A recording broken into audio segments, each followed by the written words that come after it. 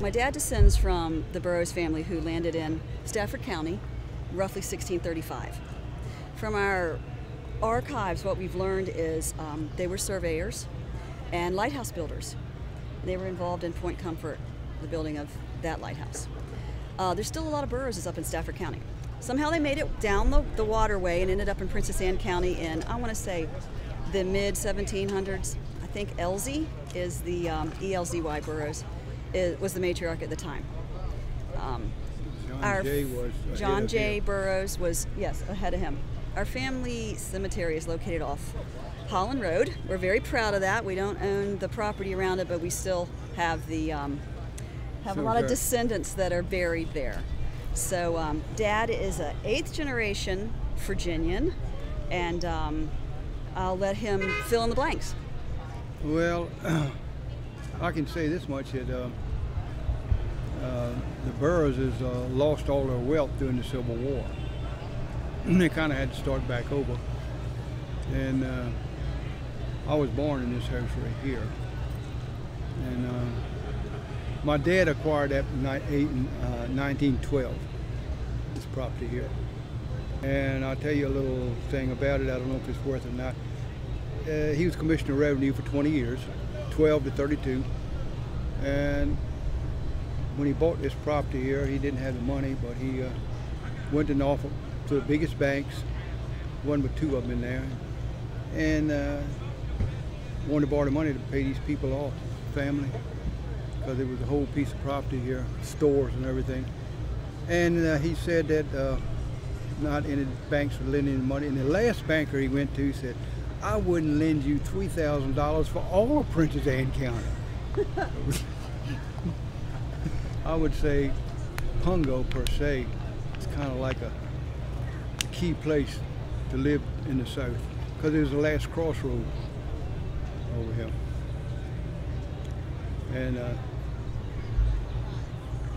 Pungo was an exciting place, especially during World War II and before World War II.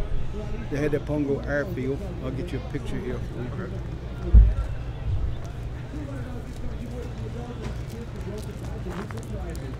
That's where we were standing right here.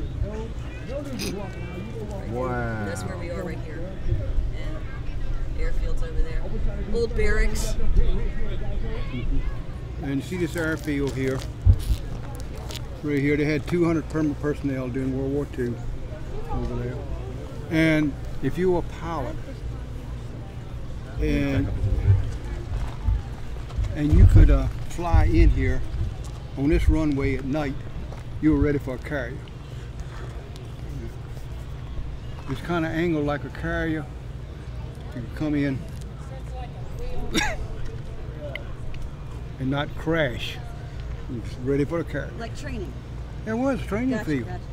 And these barracks, there's another set, but that's where men stayed. But it was 2 barracks. One of them I didn't, was tore down right after the war and didn't get a picture of it. But and they had a setup back in that if you were a pilot, say you were from Idaho, California, you could stay in that. You could stay in it, see, but your wife couldn't stay over there. You could eat over there, but you had to find a place for her to live.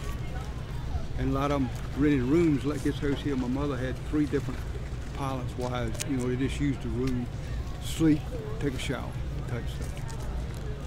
And this store here was like the Mall of the South. It had a big upstairs. You could buy clothes, anything you wanted. Bar right here. When I was a kid, I used to sneak over there and just hide under that fender, under that window on a Saturday evening. And I have not yet, since I was 6 years old, heard any worse language. The government had a survey, and they said that Pungo had 175 population, and they had, it was a 1/4 mile square was considered Pungo because you had a post office there. Pungo proper. Well, you know, and Township. but you see, they had a lot more houses. See, all these houses are gone. See, so they did have more population, and the 2 of them over there are gone. So they had more population.